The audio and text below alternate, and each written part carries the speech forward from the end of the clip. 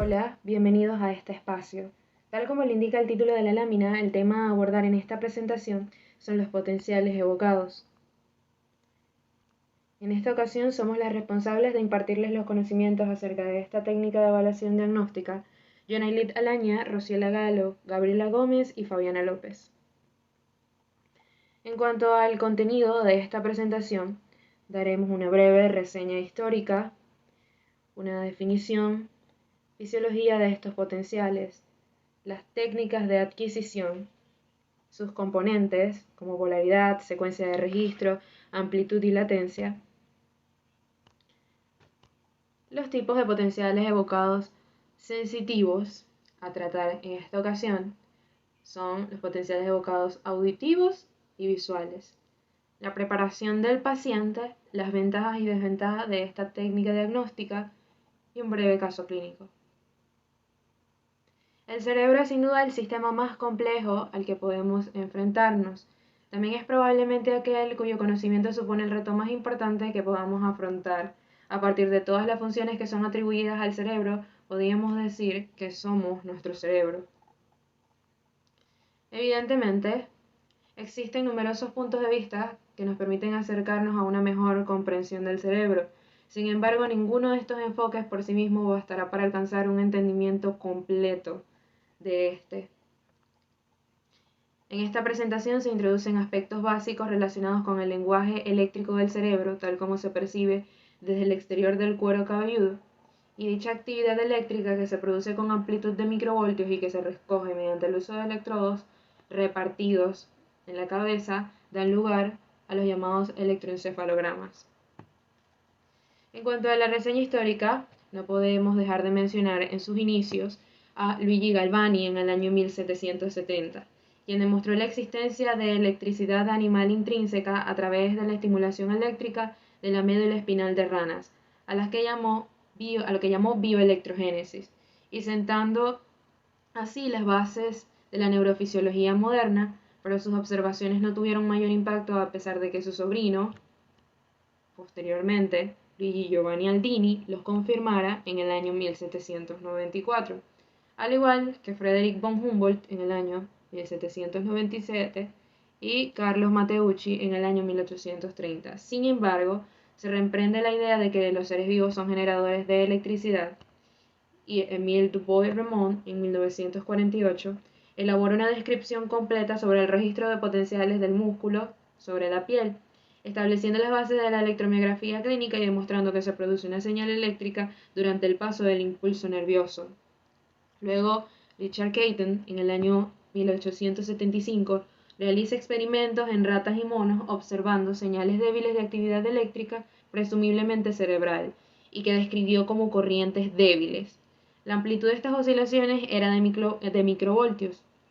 Y luego, Adolf Beck, en el año 1890, en Polonia, llega a la misma conclusión, de forma independiente. Asimismo, Hans Berger, en el año 1928, grabó los primeros encefalogramas en Jena, Alemania, utilizando un sistema primitivo de dos electrodos de aguja y un dispositivo gráfico. Publicó el primer registro claro de actividad eléctrica cerebral en un ser humano. Sin embargo, los trabajos de Berger fueron vistos con escepticismo y no fue hasta el año 1934, en Cambridge, cuando Adrian y Matthew, fisiólogos ingleses, demostraron que sus trabajos eran ciertos.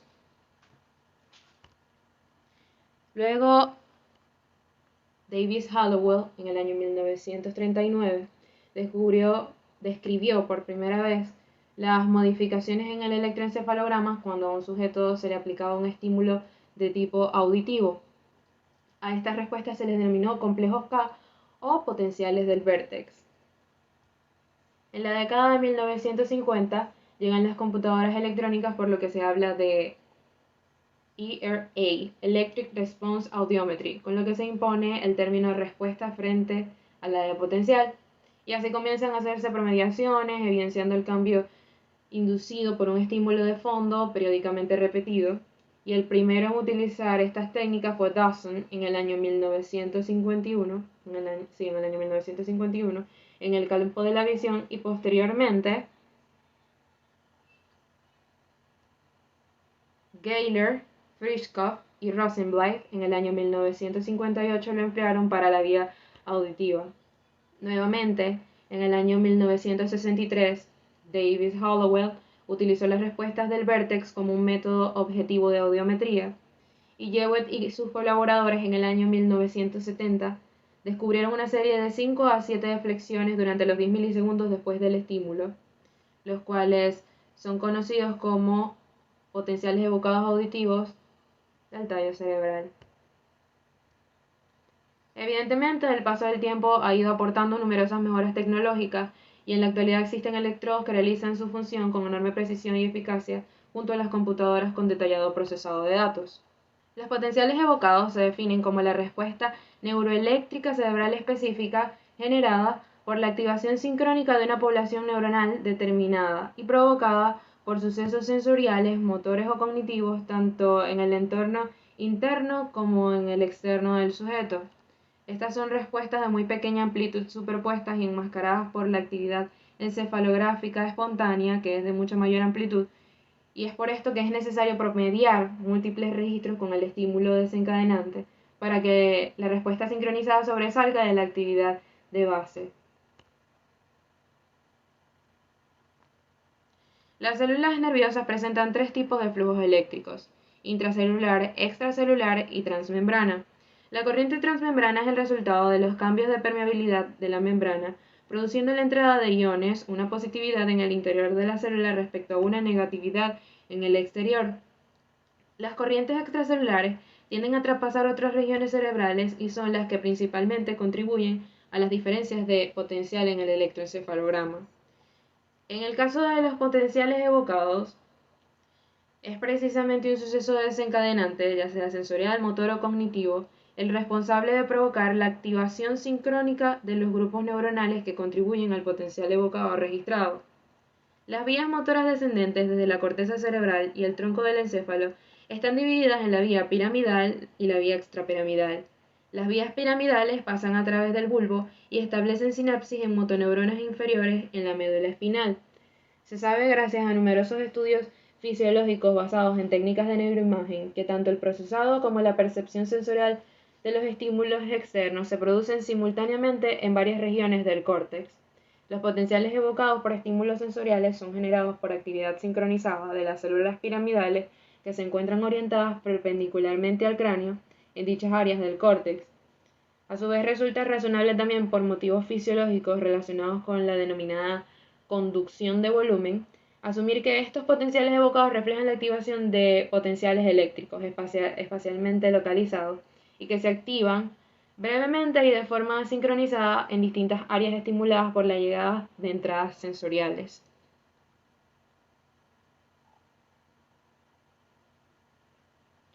Para la visualización de la actividad eléctrica generada por el tejido nervioso es necesario equipamiento. Este equipamiento consiste en el gel, si bien es utilizado para aplicarse sobre la superficie del electrodo y facilitar la conducción bioeléctrica para conseguir más contacto con la piel y reducir la impedancia. La piel consiste en tres capas principales que rodean el cuerpo para protegerlo del medio ambiente, y a su vez estas sirven como interfaces. Los electrodos, su función es recoger la señal de la superficie cutánea, es decir, la misión de los electrodos consiste en recoger la señal de la superficie de la piel y transformar las corrientes iónicas del cuerpo humano en corrientes eléctricas. Los cables, pues todos los electrodos tienen un cable que contribuye a la transmisión de la actividad eléctrica y a su registro. El amplificador, que bien como su nombre lo dice, amplifica, aumenta la actividad eléctrica cerebral registrada para minimizar el error de medida. Y el computador procesa los datos de las señales medidas de los electrodos y realiza una estimación sobre el estímulo. Asimismo, el computador pueden ser los estímulos visuales, en el caso de los potenciales evocados visuales, o puede seleccionar el estímulo auditivo que se utilizará durante la prueba en los potenciales evocados auditivos. En cuanto a la digitalización, para poder tratar la señal informatizada es necesario convertir el formato analógico a un código digital, es decir, numérico. Para los artefactos, la señal del electroencefalograma puede verse afectada por señales fisiológicas del propio sujeto o señales externas a él. Y obviamente nos gustaría eliminar de la señal del electroencefalograma que vamos a estudiar la influencia de esas posibles perturbaciones provocadas. Si bien no solamente pueden ser señales fisiológicas que estén interfiriendo, también pueden ser dispositivos mal instalados, las mismas señales de los teléfonos. A este proceso se le denomina desartefactado y el algoritmo ICA tiene la capacidad de separarlos. En cuanto a los filtros, dado que el nivel de ruido incide cuadráticamente en la cantidad de respuestas requeridas para la obtención del potencial evocado, es preciso reducirlo lo más posible antes de realizar un promediado.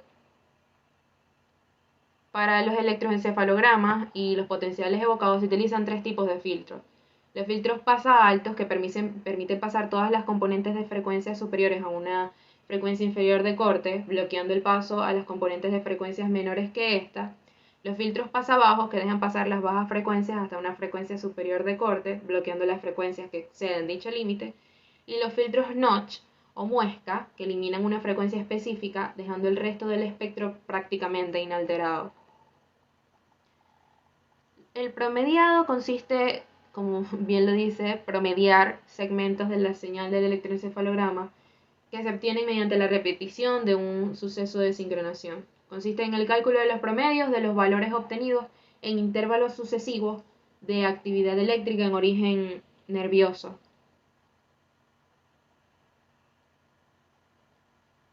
La evaluación de los potenciales evocados se realiza mediante el análisis de sus picos u ondas que vienen definidas según su polaridad, pueden ser negativas o positivas. Según su secuencia de registro, los picos y ondas se identifican y denominan según el orden de aparición, es decir, P3 se refiere al tercer pico positivo que aparece después de la presentación de algún estímulo. La amplitud permite evaluar la población neuronal que responde al mismo estímulo. La latencia se mide tomando el tiempo en milisegundos desde la presentación del estímulo hasta la aparición del pico valle. Tenemos latencia absoluta, que se mide desde el estímulo hasta el pico máximo del componente o hasta la deflexión de inicio del mismo en latencia de inicio. Los potenciales son clasificados de acuerdo al estímulo que los evoca, siendo estos potenciales evocados visuales, que representan la respuesta bioeléctrica de la vía visual ante estímulos de carácter luminoso; los potenciales evocados somatosensoriales, que constituyen la respuesta neurofisiológica registrada en la corteza somatosensorial primaria ante estímulos eléctricos aplicados sobre cualquier nervio sensitivo, generalmente los nervios mediano, nervio tibial posterior y nervio trigémino; los potenciales evocados auditivos, que manifiestan la respuesta bioeléctrica de la vía auditiva desde la cóclea hasta la corteza cerebral, posterior a la estimulación sonora. Detallando un poco más los potenciales evocados auditivos, tenemos que la vía involucrada en el procesamiento del estímulo sonoro es la vía auditiva central, en la cual las fibras aferentes cocleares, atravesando su primera neurona en el ganglio espiral de la cóclea, hacen sinapsis en su segunda neurona, los núcleos cocleares dorsales y ventrales. Estas neuronas dan lugar a axones que contribuyen a las vías auditivas centrales. Algunos de los axones procedentes de los núcleos cocleares se decusan al lado contralateral y ascienden por el lenisco lateral, el principal tracto auditivo ascendente. Otras conectan con los núcleos olivares superiores, que se proyectan a través de los leniscos laterales, ipsilateral y contralateralmente. Cada lenisco lateral finaliza en un colículo inferior, constituyendo entonces la tercera neurona. Las neuronas del colículo inferior se proyectan hacia el núcleo geniculado medial del tálamo, que sería la cuarta neurona, dando lugar a las radiaciones que finalizan en la corteza auditiva, específicamente en las áreas 41 y 42 de Brodmann, localizadas en el lóbulo temporal en las circunvoluciones temporales transversales. Los estímulos utilizados en los potenciales evocados auditivos pueden ser clics, Son estímulos de muy corta duración que desencadenan una descarga sincrónica de gran número de fibras nerviosas y que producen potenciales fácilmente identificables y registran frecuencias de 2 a 4 kHz. Estos son los más utilizados en los potenciales evocados de latencia corta. También tenemos al Z-chirp, que coincide mejor con la cóclea humana promedio, proporcionando hasta el doble de amplitud de respuesta que los estímulos clic tradicionales. Se dice que son de sincronía neuronal óptima. El masking, que se utiliza para estimular el oído contralateral a intensidades de 40 a 50 decibeles menos que las entregadas al oído ipsilateral. El logón, que es de espectro en forma de campana de Gauss, se utiliza por ser un buen compromiso entre corta duración y especificidad tonal, con frecuencia específica de 2 kHz. El burst presenta mejor discriminación frecuencial y se utiliza más en potenciales evocados de latencia media y larga. De manera práctica podemos clasificar al potencial evocado auditivo según su latencia o tiempo de aparición de respuesta en potenciales evocados auditivos de latencia corta, potenciales evocados auditivos de latencia media, de latencia larga y de latencia ultralarga. Ahora bien, los de latencia corta se producen en la cóclea, nervio auditivo y tronco cerebral. Aparecen en los primeros 10 a 15 milisegundos posteriores al estímulo. Los de latencia media, entre 15 y 80 milisegundos después del estímulo, y se producen en el tronco, el tálamo y la corteza. Los de latencia larga aparecen entre los 80 y 300 milisegundos después del estímulo y representan áreas corticales primarias y corteza cerebral auditiva. Por último, los de latencia larga, ultralarga, se dan entre los 300 y 750 milisegundos posterior al estímulo en áreas corticales secundarias y centros de asociación. Entre los potenciales evocados de latencia corta tenemos la electrococleografía, que es un método electrofisiológico que registra los potenciales eléctricos generados por el órgano de Corti y la primera porción del octavo par craneal. Para obtener su registro se precisa la colocación del electrodo positivo en la pared posterior del conducto auditivo externo o en el promontorio. Los parámetros que son clínicamente útiles son la detección del micrófono coclear, la amplitud del potencial de sumación y del potencial de acción del nervio auditivo, la ratio de amplitud del potencial de sumación y el potencial de acción, y la latencia del componente N1 del potencial de acción. Generalmente se utilizan clicks, Z-chirp y burst. El potencial evocado auditivo del tronco cerebral es la técnica básica diagnóstica para la determinación objetiva de umbrales auditivos. El registro va a constar de 5 a 7 deflexiones u ondas de Jewett, numerados con los números romanos 1, 2, 3, 4, 5, 6 y 7. De estas 7 ondas, las más frecuentes son las primeras 5, pero las que se toman en cuenta para las interpretaciones son las latencias absolutas al pico de las ondas 1, 3, 5, por ser las más constantes, además de los intervalos entre los 1 y 3, 3 y 5 y 1 y 5, que permiten valorar la conducción periférica y central. Las ondas 1 y 2 van a representar la conducción de potenciales de acción del nervio auditivo en su porción distal y a su llegada al puente. Las ondas 3, 4 y 5 representan los potenciales posinápticos y la conducción entre los núcleos cocleares, complejo olivar superior y colículo inferior, mientras que las 6 y 7 corresponden al núcleo geniculado medial y la corteza temporal, que rara vez se grafican. Los potenciales de estado estable son respuestas periódicas cuasi sinusoidales, cuyas características de amplitud y fase se mantienen estables a través del tiempo. Determina el umbral auditivo en un espectro más amplio y de manera más específica por frecuencia. Estímulo con tasa de repetición rápida, donde las respuestas quedan superpuestas por la estimulación precedente. Los potenciales evocados auditivos de latencia media son potenciales evocados de respuesta cortical temprana, que valoran el estado de conciencia de manera rápida y no invasiva. Los potenciales evocados auditivos de latencia larga son originados en áreas corticales primarias y sus respuestas son menos consistentes y fiables al alejarse del generador por contaminación de la señal. están influenciados por el sueño y la sedación.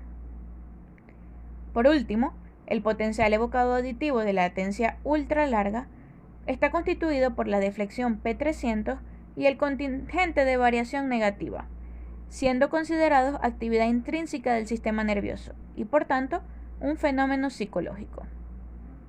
En cuanto a la técnica para la realización del potencial evocado auditivo, se sigue la técnica 10-20 para electroencefalografía. Uno de los electrodos es el colocado en el vértex o en la línea media por debajo de la línea de implantación del cuero cabelludo. Otro electrodo va a ser colocado en el lóbulo del oído o en el proceso mastoideo del oído que recibirá el estímulo. Un tercer electrodo se colocará en la frente y el lóbulo del oído o proceso mastoideo contralateral servirá como electrodo de tierra. El estímulo sonoro se suministra a través de unos auriculares, estableciendo previamente el número, la morfología, la duración y la intensidad a convenir. Generalmente se realizan 4 registros por oído, utilizando las intensidades de 20, 40, 60 y 80 decibeles de nivel de escucha. Si el individuo oye el sonido, se producen las ondas del potencial evocado. Si se quiere detectar el umbral de audición, se va a ir descendiendo la intensidad de los estímulos 10 decibeles hasta dejar de reconocer la onda 5 en el registro, que recordemos es la última en desaparecer. Cuanto más intenso sea el estímulo sonoro, mayor es la amplitud y la definición de las ondas, y menor será su latencia. De igual modo, a mayor número de estímulos, más se alarga la latencia de las ondas y menor será su amplitud. Una vez obtenido este trazado, mediremos las latencias de cada onda y las interlatencias absolutas, 1,3, 1,5, 3,5, comparado con individuos sanos, y las relativas, comparando los resultados del oído enfermo con los del oído sano en lesiones unilaterales o bilaterales asimétricas. Algunas recomendaciones para elaborar este tipo de estudios son que en el consultorio médico debe ser un medio tranquilo y relajante, generalmente insonorizado, que se encuentre aislado tanto de radiaciones acústicas como electromagnéticas, evitando la cercanía de mangueras de conducción eléctrica. Se debe impedir el paso durante la consulta médica y recomendar al paciente que se encuentre relajado en una posición cómoda, que su piel y cabello estén limpios en las zonas donde irán colocados los electrodos.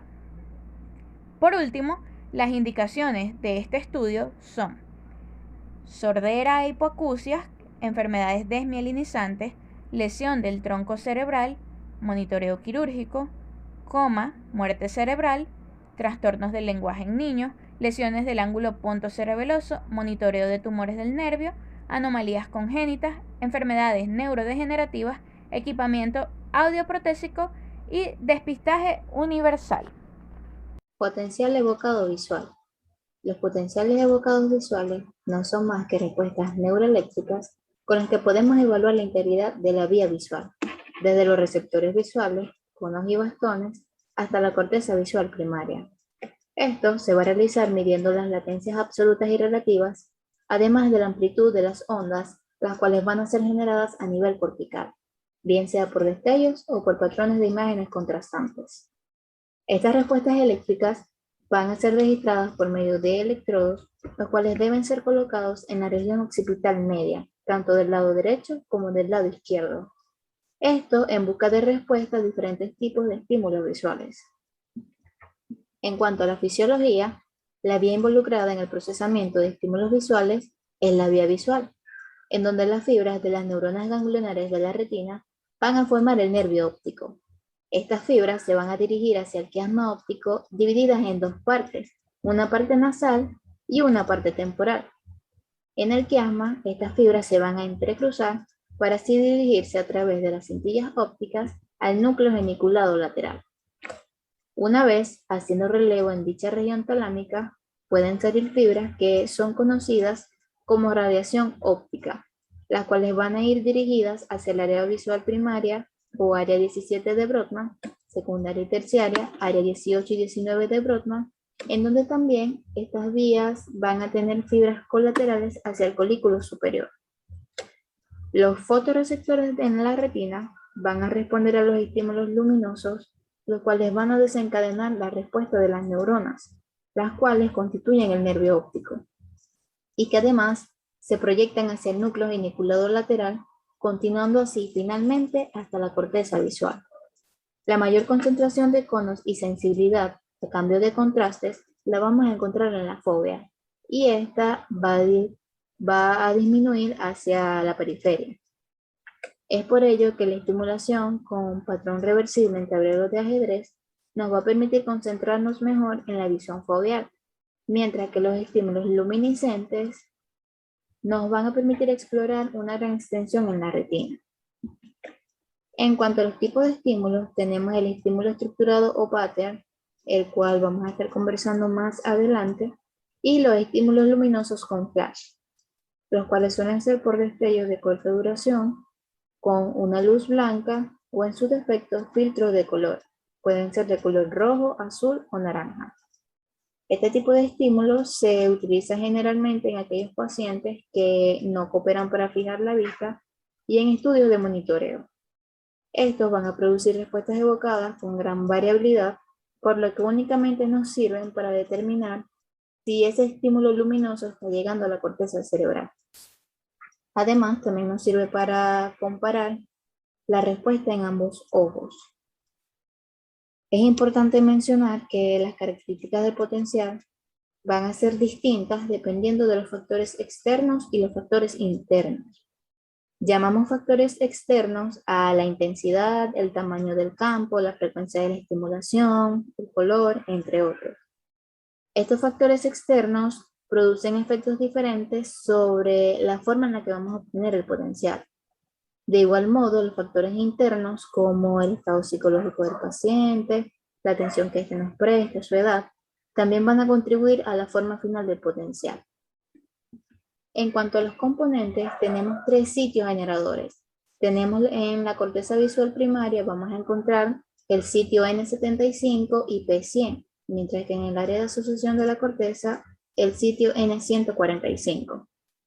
El componente principal para el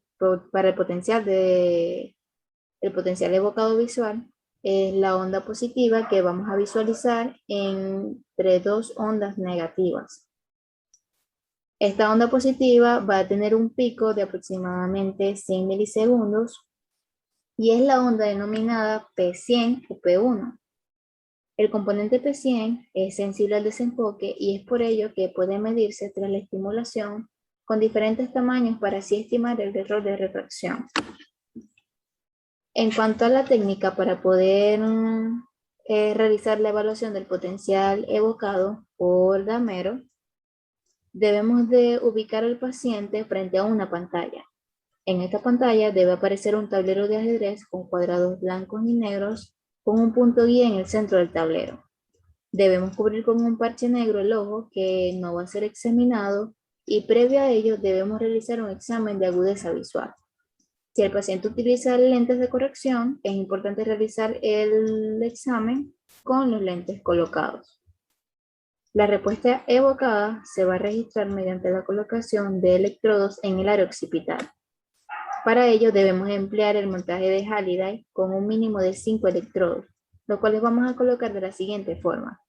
El electrodo central lo debemos ubicar en la línea media a 5 centímetros por encima del inicio. Los demás electrodos desde aquel punto lateral lo vamos a ubicar a 5 y 10 centímetros a cada lado. Estos van a permitir registrar las respuestas de cada hemisferio. Como referencia podemos utilizar o debemos utilizar un electrodo de tierra, el cual debemos ubicar en el lóbulo de una de las orejas del sujeto. Después de la colocación de los electrodos y del parche, debemos proceder a oscurecer el cuarto del examen.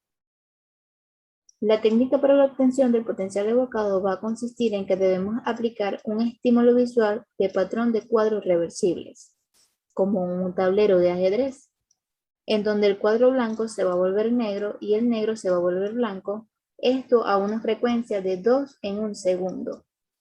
Este estímulo se va a presentar por separado en cada ojo al campo visual completo, a cada uno de los hemicampos y al campo central. La respuesta va a ser recogida por los electrodos y esta va a ser amplificada 33.000 veces. Para poder garantizar con exactitud que las respuestas sean las correctas, debemos realizar un mínimo de 2 ensayos de prueba. ¿Cuándo vamos a indicar un potencial evocado visual? Lo vamos a indicar en aquellos pacientes que presenten enfermedad desmielinizante del sistema nervioso central, en pacientes con neuritis óptica, ceguera cortical, ambliopía, estimación de la agudeza visual, en pacientes con neurofibromatosis, neuropatías ópticas, hipoxia neonatal, coma, en neuropatías ópticas, bien sea isquémicas, metabólicas y tóxicas. También debemos indicarlo para poder distinguir en aquellos pacientes que presentan ceguera psicológica o los que los padecen por una causa orgánica. Preparación general. El paciente que se realizará la prueba no deberá tener una preparación previa especial. No es necesario que esté en ayuno ni que tome ninguna sustancia antes de la realización de la misma.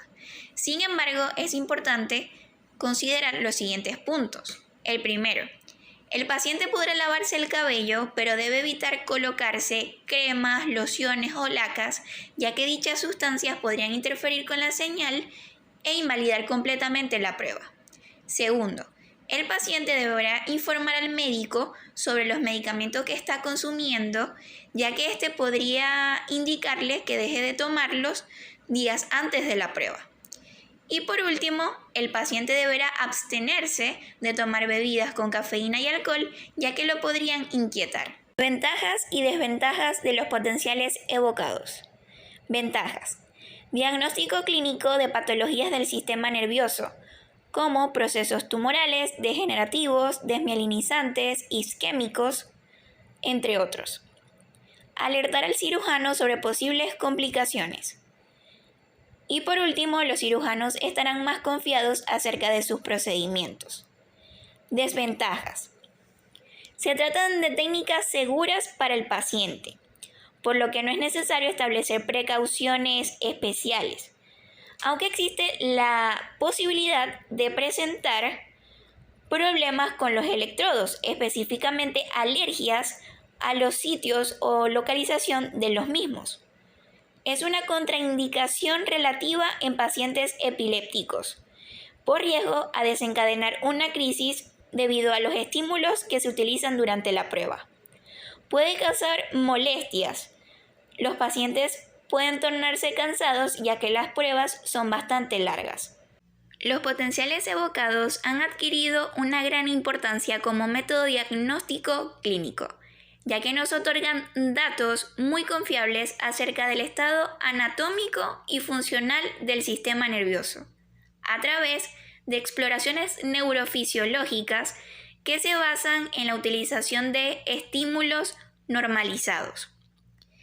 También determinar el curso de una enfermedad neurológica, determinar las secuelas en pacientes comatosos y anestesiados, además en el tratamiento que no se puede definir con exámenes neurológicos convencionales o pruebas diagnósticas.